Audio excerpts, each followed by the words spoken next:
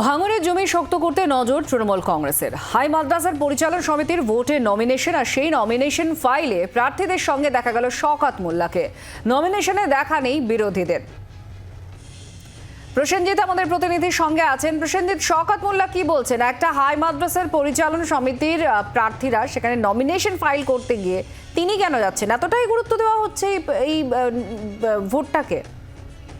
একদমই তাই। দেখো, ভাঙড়ে বলা যেতে পারে তৃণমূলের যে একটা সময় শক্ত ঘাটে ছিল, সেই জায়গাটা আইএসএফ দখল করেছিল 2021-এ, এবং সেই জায়গাটায় যাতে আবার তৃণমূলের সেই শক্ত ঘাটিটা আবার নিজেদের দখলে থাকে, সেই জন্য কিন্তু বলা যেতে পারে একের পর এক এই যে তৃণমূলের যে কর্মী সভা, যে মিটিং মিছিল, সেটা কিন্তু শওকত মোল্লা তিনি নিজের দায়িত্ব নিয়ে করছেন, এবং তিনি একজন ভাঙড়ে অবজারভার হয়েছেন। এবং সেই জায়গা দাঁড়িয়ে হাই মাদ্রাসা যে একটা স্কুল, সেই স্কুলের ভোটেও কিন্তু দেখা যাচ্ছে নমিনেশনে যারা প্রার্থী আছে তাদেরকে নিয়ে তিনি একরকম দলের কর্মীদেরকে নিয়ে তিনি সেই স্কুলে গেছেন, এবং তিনি কিন্তু জানান যে যেহেতু ভাঙড়ে একটা সময় তৃণমূল দখলে ছিল, সেখানে কোনো কারণবশত হয়তো সেখানে আইএসএফ সেই জায়গায় দখল করেছিল, তবে তারা চাইছে যে যারাই এই তৃণমূল ছেড়ে আইএসএফে গেছে তারা এখন আইএসএফ তৃণমূলে ফিরতে চাইছেন, এবং সেই জায়গাটা 2026-এ বিধানসভা ভোটকে লক্ষ্য রেখে আইএসএফ এটা নিয়ে কি বলছে? একটা হাই মাদ্রাসা, একটা স্কুলের একটা পরিচালন সমিতির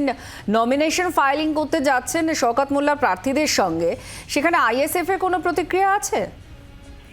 দেখো, এখনো পর্যন্ত আইএসএফ এর তরফ থেকে আমরা কোনো প্রতিক্রিয়া পাইনি। বলা যেতে পারে তারা এই নমিনেশনে কিন্তু তারা অংশগ্রহণ করেনি। একেবারে বলা যেতে পারে বিরোধী শূন্য তৃণমূল কিন্তু দখলে রাখলো এই হাই মাদ্রাসা। এবং তোমাকে এও বলে রাখবো যে 2021 সালে পর থেকে এই হাই মাদ্রাসা কিন্তু কোনো রকম এই নমিনেশন ভোট হয়নি।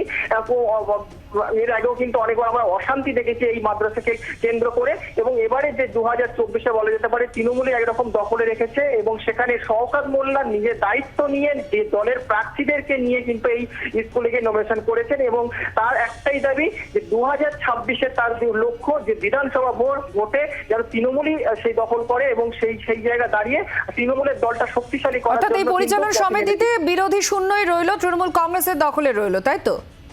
একদমই তাই, বিরোধী শূন্য তৃণমূলের দখলে রইল এই হাই মাদ্রাসা। ধন্যবাদ। প্রসেনজিৎ আমাদের প্রতিনিধির সঙ্গে ছিলেন। বাংলার আওয়াজ, বাঙালির আবেগ, জি 24 ঘন্টা।